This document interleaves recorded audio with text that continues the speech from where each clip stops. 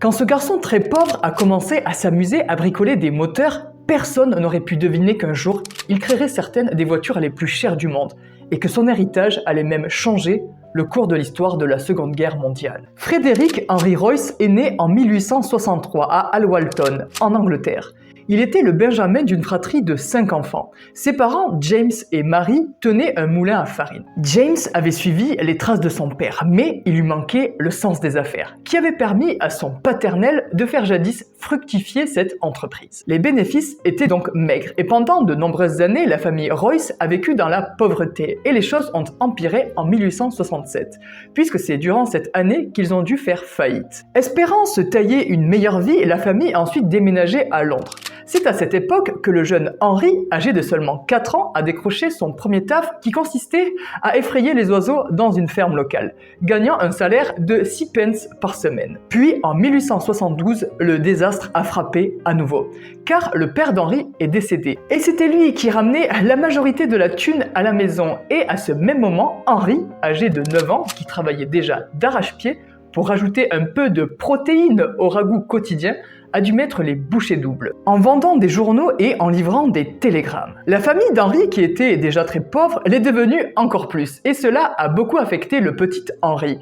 car lorsqu'il a eu 15 ans, il n'avait terminé qu'une seule année d'école. En tant que jeune adolescent, il a donc commencé un apprentissage dans la compagnie Great Northern Railway, qui fabriquait des chemins de fer, et ce en grande partie grâce à sa tante, qui avait un peu plus de moula et qui lui a offert un soutien financier, lui permettant de saisir chaque opportunité pour s'instruire. Étudiant l'algèbre, le français et le génie électrique pendant son temps libre. Et oui, Henry adorait s'instruire et était très curieux, mais il était malheureusement obligé de travailler pour aider sa famille.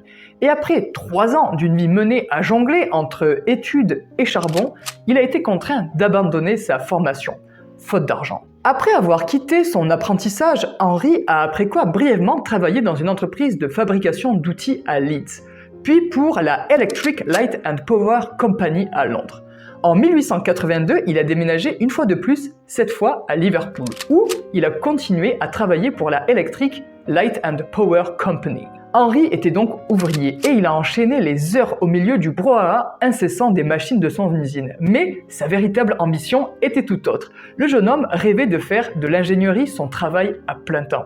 C'est ainsi qu'à l'âge de 22 ans, il a décidé de tout plaquer. Alors je ne vais pas vous dire qu'il a quitté un poste confortable pour aller vivre de sa passion, mais il s'est tout de même barré d'un travail dans lequel il était doué et qui lui permettait de mettre un tantinet de beurre dans les épinards, pour fonder une entreprise avec son poteau ingénieur Ernest Claremont, qu'ils ont nommé FH Royce & Company. Puis, durant les années suivantes, pas question d'aller s'installer en Thaïlande et siroter des mojitos toute la journée en vendant des formations en ligne. Et puis, de toute façon, Internet n'existait pas encore. Henry et Ernest ont travaillé jour et nuit pour fabriquer des composants électriques, tels que des sonnettes et des dynamos. Et petit à petit, à force d'un travail acharné, l'entreprise a continué de se développer. Et en 1894, ils fabriquaient déjà des grues électriques. Mais cela ne faisait pas du tout rêver Henry, et ses envies l'ont finalement mené vers un autre horizon, la fabrication de voitures à moteur. Alors, bien qu'Henry Royce a joué un rôle vital dans l'histoire de Rolls-Royce, vous l'aurez peut-être remarqué, mais le nom de la marque suggère qu'il y a aussi une autre personne à l'origine de Rolls-Royce. Et cette personne est Charles Stewart Rolls, né en 1877 à Londres. Alors lui, son parcours de vie, il est le total opposé de celui d'Henry, puisque la famille de Charles Royce était pétée de thunes. Il était le plus jeune enfant de Lord et Lady Langatock, et ayant développé une passion pour l'ingénierie dès son plus jeune âge, il a étudié le génie mécanique au Trinity College de Cambridge. Alors, bien qu'il soit né dans une famille d'aristocrates de la noblesse, Charles n'avait pas peur de mettre les mains dans le cambouis, et il savait comment se démarquer, ayant effectivement acquis une sérieuse réputation de réparateur de moteurs. Il s'était fait surnommer Dirty Rolls, ou en français Rolls le sale. Et pendant ses études, il avait même été le premier étudiant de premier cycle à posséder une voiture à moteur après avoir voyagé à Paris pour acheter une Peugeot Type 15 à l'âge de 18 ans. Alors, si de nos jours on voit dans de nombreuses séries anglophones le beau gosse méchauvant sortant de l'université au volant d'un beau cabriolet, il faut savoir qu'à l'époque, c'était extrêmement inhabituel. car la plupart des gens n'avaient même pas encore entendu parler des voitures à moteur et n'en avaient en fait jamais vu. Ainsi, après avoir obtenu son diplôme en 1898, Charles a commencé à travailler sur un projet de yacht à vapeur, puis à la London and North Western Railway. Cependant, il était plus intéressé par l'automobile et, avec le soutien financier de son père, il a ouvert l'une des premières concessions automobiles de Grande-Bretagne en 1903, qu'il a nommée C.S. Rolls & Co. Pendant les prochaines années, il s'est donc consacré à importer et à vendre des voitures de la marque Peugeot et Minerva. Les affaires prospéraient et Charles utilisait l'argent que sa concession lui générait pour financer ses activités sportives. Car outre sa passion pour la course automobile, dans laquelle il était d'ailleurs très doué, il détenait également un brevet de pilote d'avion et se plaisait à piloter ses engins. Mais comme vous pouvez le deviner, ses passe-temps sont très coûteux. Et malheureusement pour Charles, ces deux passions de toujours allaient rapidement lui coûter plus cher que prévu. Revenons à notre ami Henry. Lorsqu'il dirigeait sa société FH Royce & Company, Henry s'intéressait de plus en plus aux voitures automobiles.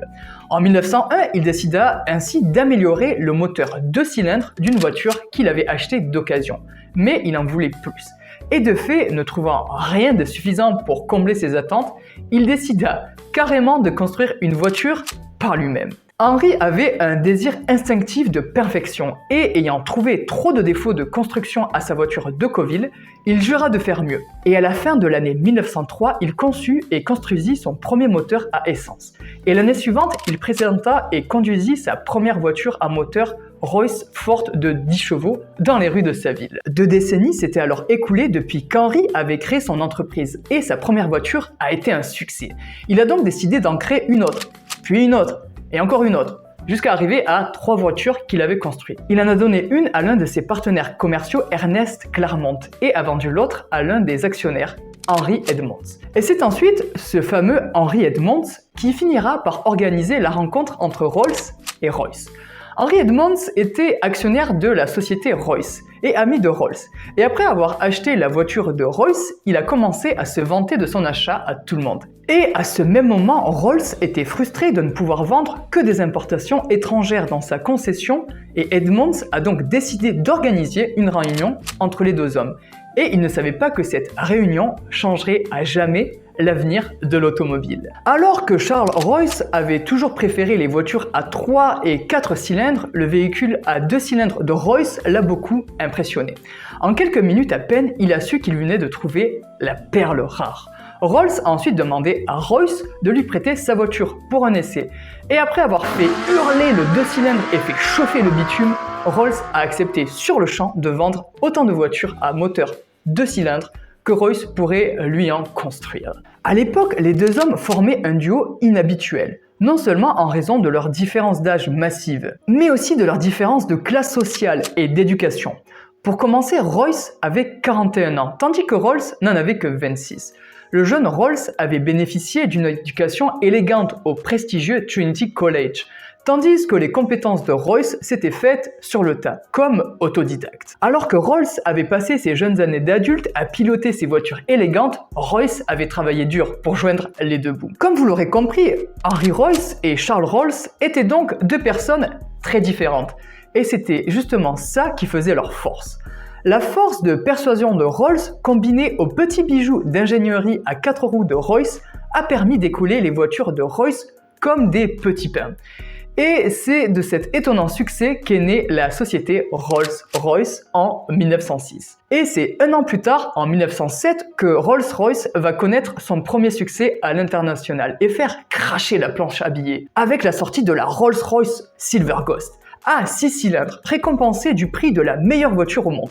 Rien que ça. Ce succès, ils le doivent également à Claude Johnson, qui a joué un rôle essentiel dans la réussite de l'entreprise. Effectivement, si vous souhaitez créer une marque forte, vous devez être en avance sur votre temps. Et ce côté visionnaire, c'est Johnson qui va leur apporter. Car tandis qu'Henry et Charles étaient occupés à construire et vendre des voitures à moteur, c'était Claude Johnson qui assumait le rôle de directeur général. Il savait qu'il était vital d'élargir la réputation de l'entreprise et en tant que génie de la publicité qu'il était, il a orchestré une série de campagnes publicitaires pour promouvoir le silence et la fiabilité des voitures Rolls-Royce. C'est lui qui est notamment l'auteur de la publicité pour la Rolls-Royce Silver Ghost, qui avait pour objectif de la promouvoir comme la meilleure voiture au monde. Et cela a fonctionné, car c'est avec cette publicité qu'est née la légende des voitures Rolls-Royce. Des voitures incroyablement efficaces, fiables, confortables, silencieuses, démontrant la qualité premium de Rolls-Royce par rapport au reste du marché et créant une demande planétaire. L'entreprise Rolls-Royce était donc florissante et au fil des ans, l'intérêt de Charles pour l'aviation ne cessait de croître. Et il a même essayé de persuader Henry de développer un moteur pour avion. Mais Henry a refusé. Charles, qui mettait toute son énergie et tout son temps au service de Rolls-Royce, avait toujours été passionné par l'aviation et sentait qu'il passait à côté de quelque chose. Alors un jour, il a décidé d'acheter un avion Wright Flyer, avec lequel il a effectué plus de 200 vols. Si bien qu'en 1910, il est même devenu la première personne à effectuer un double vol sans escale en traversant la Manche. Mais seulement un mois plus tard, tout a changé. Lors d'une démonstration de vol à Bournemouth, Charles se tue dans un accident aérien et à seulement 32 ans, il devient malheureusement le premier Britannique à mourir dans un crash aérien. Et c'est sa mort prématurée qui signifiera ensuite la fin du partenariat éphémère Rolls-Royce. Et oui, c'est tragique de se dire que le patron de l'une des marques de voitures les plus luxueuses au monde s'est tué en avion. Après cela, Henry était seul à poursuivre leur héritage. S'en est alors suivi une ribambelle de succès. Henry était un travailleur acharné et année après année, Rolls-Royce n'a connu que des succès avec pour ligne de conduite l'élaboration de modèles ayant la meilleure conception au monde, avec les meilleurs matériaux et les plus hauts niveaux d'artisanat que l'industrie de l'automobile ait connu. Pour le dire dans ses propres mots, chercher la perfection en tout, prendre le meilleur de ce qui existe et l'améliorer. Et quand rien n'existe, le concevoir. Alors oui, ça fait un peu C3PO dit comme ça, mais je vous assure qu'en anglais, cette citation claque sa mère. C'est au cours de la Première Guerre mondiale qu'Henry va honorer la mémoire de son défunt poteau Charles, en exaucant son rêve d'autrefois, celui de construire des moteurs d'avion. Et au cours des 2 décennies suivantes, l'entreprise connaîtra un succès retentissant dans ce domaine, en équipant notamment le Supermarine Spitfire, l'avion de chasse légendaire, s'illustrant durant la Seconde Guerre mondiale au sein de la Royal Air Force britannique. Rolls-Royce l'équipera de son surpuissant moteur Rolls-Royce Merlin, permettant notamment de remporter la célèbre bataille d'Angleterre, opposant avions britanniques et allemands de juillet à octobre 1940. Malheureusement, Henry décédera en avril 1933 à l'âge de 70 ans, seul dans son usine et après des années de quasi-invalidité. Mais cela ne l'ayant pas empêché de continuer à travailler jusqu'à son dernier souffle. Car la légende raconte que la nuit précédant sa mort, il réalisa son dernier croquis depuis son lit de mort, quelques heures seulement avant de s'éteindre. Depuis, Rolls-Royce est resté un nom célèbre dans l'ingénierie automobile, évoquant le luxe et la réussite. Rolls-Royce compte aujourd'hui plus de 130 concessions réparties dans 40 pays. Actuellement, Rolls-Royce appartient à BMW et la marque est encore principalement connue pour produire certaines des voitures les plus chères au monde, telles que la Rolls-Royce Cullinan, la Phantom, la Wraith ou encore la Dawn. De nos jours, Thorsten Müller-Ötvös est le PDG de Rolls-Royce et ce depuis 2010. Sa prise de fonction s'est avérée essentielle dans le succès de l'entreprise. Mais c'est bien la vision d'Henry Royce et de Charles Rolls qui ont vraiment fait de Rolls-Royce ce qu'il est aujourd'hui. Un symbole de richesse pure. Et quelque chose me dit que ces 2 hommes seraient fiers de savoir que 60% de toutes les voitures Rolls-Royce jamais construites roulent toujours sur la route. Un exploit aussi silencieux qu'impressionnant.